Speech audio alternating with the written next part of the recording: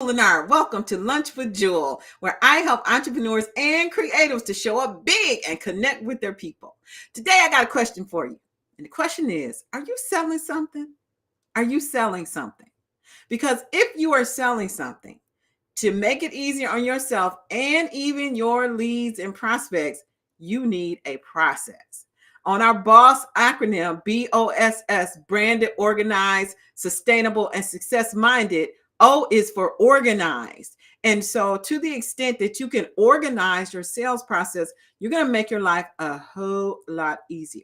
Now, before you say you don't like sales, I mean, a lot of people, including myself, have said, well, I'm not a salesperson. I don't really like sales. I'm not really into sales. No, sales, that's not my thing. No, everybody is a salesperson. You've been selling since you were a baby. As a matter of fact, you were a better salesperson when you were a little one than you are now, or do you ever have been, perhaps, unless you're just a superstar. Because because you are able to connect with people as a baby more so now you feel like you got to work at it. But anyway, we're not talking about that. We're just talking about today. I saw a glitch. We're just talking about the process of sales. Now, I think that there's not enough sales training for entrepreneurs because it's the one skill that if you were able to really organize it, you can be much better at it. For me personally, what I find is that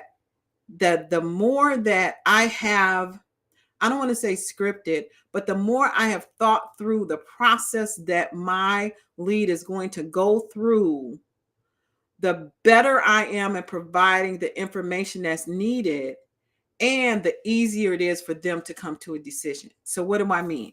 So you can just start talking to people about your stuff. You can say, hey, I got this thing. It does this thing right here, and it's great for you. You want to buy it? All right, you can do that. A lot of people do it all the time. It's called spamming when you do it on the internet. But really what you got to remember is that as a person who has a business, you are not just selling a thing, you're selling a solution to a problem.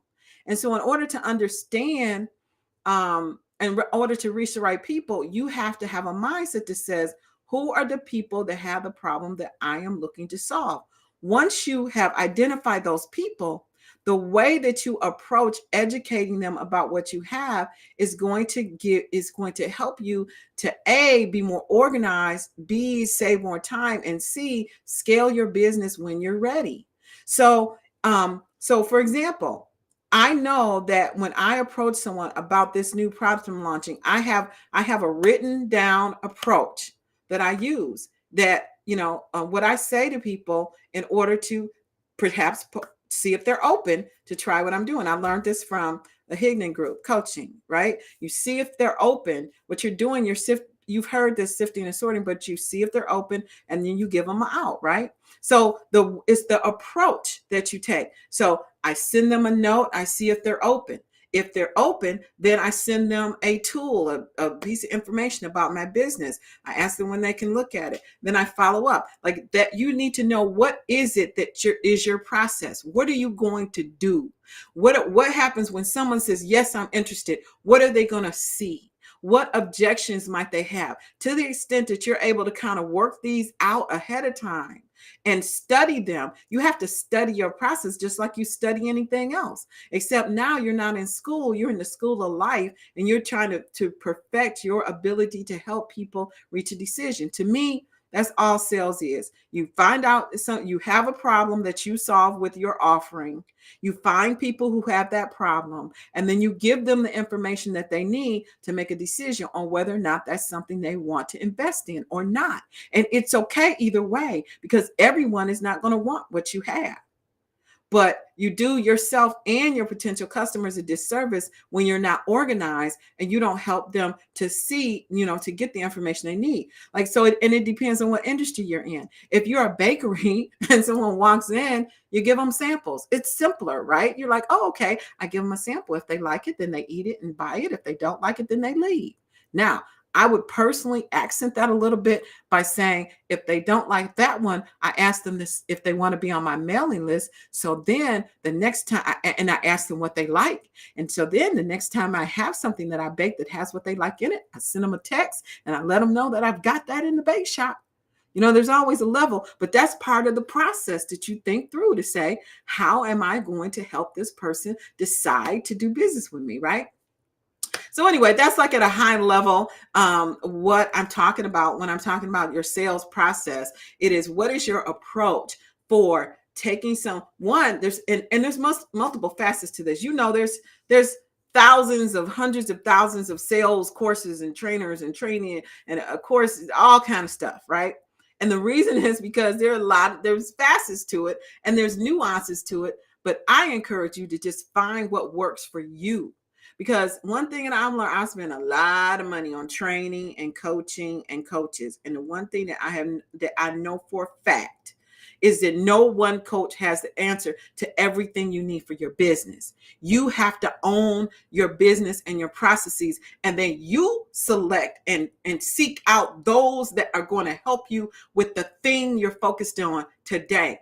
Otherwise, you'll just be bombarded with people who are going to, you think are going to help you. And then you'll go down that road with them. And then you'll find, guess what? Oh, I need this over here. So the best approach for you in being organized, which is what we're talking about, is to understand what your process is. And then when you see the holes in your process, so maybe you say, for example, okay, you know what?